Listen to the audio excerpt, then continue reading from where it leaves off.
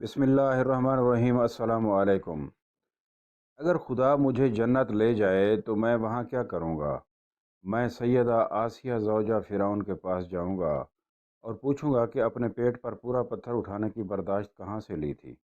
میں سید غنی عثمان رضی اللہ تعالی عنہ کے پاس جاؤں گا اور پوچھوں گا کہ ایک ہی رکعت میں پورا قرآن پاک کیسے پڑھ لیا کرتے تھے۔ مکہ کے شہزادے مصعب بن عمیر سے ملوں گا اور پوچھوں گا کہ ایسی شاہانہ زندگی کو ترک کر کے اپنوں سے ملی اذیت کے باوجود صبر اور ہجرت کیسے کر لی۔ جنت میں عشرہ مبشرہ سے ملوں گا، ان سے پوچھوں گا کہ جب تمہیں جنت کی بشارت ملی تو پھر تمہاری نیند کا کیا ہوا۔ میں سیدہ حاجرہ سے بھی ملوں گا اور پوچھوں گا کہ کسی محافظ کے بغیر ایک صحرا میں رکنے کی ہمت کہاں سے لی تھی۔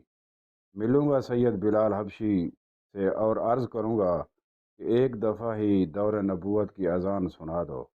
سیدنا یونس علیہ السلام کے پاس جا کر سوال کروں گا کہ مچھلی کے پیٹ کا عرصہ کس طرح سے گزارا۔ سیدنا علی المرتضیٰ رضی اللہ تعالی عنہ کے پاس جاؤں گا اور پوچھوں گا کہ اپنے لڑکپن میں رسول اللہ صلی اللہ علیہ وآلہ وسلم کی ہجرت کے وقت ان کے بستر پر بغیر خوف کے سو جانے کی ہمت کہاں سے لی تھی۔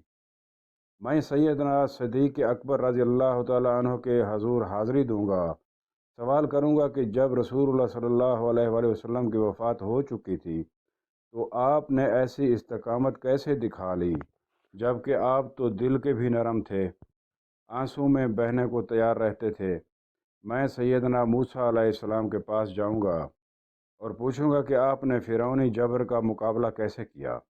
میں سیدنا عمر بن خطاب کے پاس جاؤں گا اور ان سے کہوں گا کہ سید عمر، مجھے آپ سے بے پناہ محبت ہے، اور پوچھوں گا کہ اس لمحے دل کی کیا کیفیت تھی جب شدید ترین مخالفت کرنے کے بعد رسول اللہ صلی اللہ علیہ وآلہ وسلم کے ہاتھ پر بیعت کی تھی۔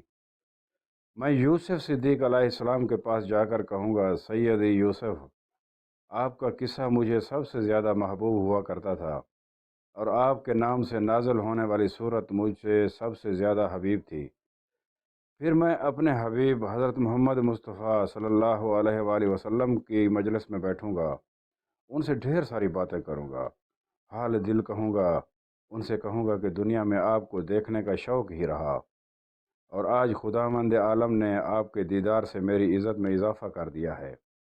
اور پھر پوچھوں گا کہ آقا مجھے اپنے جد و جہد کا قصہ سنائیے، مجھے بتائیے کہ جو آپ کے ساتھ گزریں، مجھے بتائیے کہ ان حالات میں آپ دین کیسے پھیلاتے رہے۔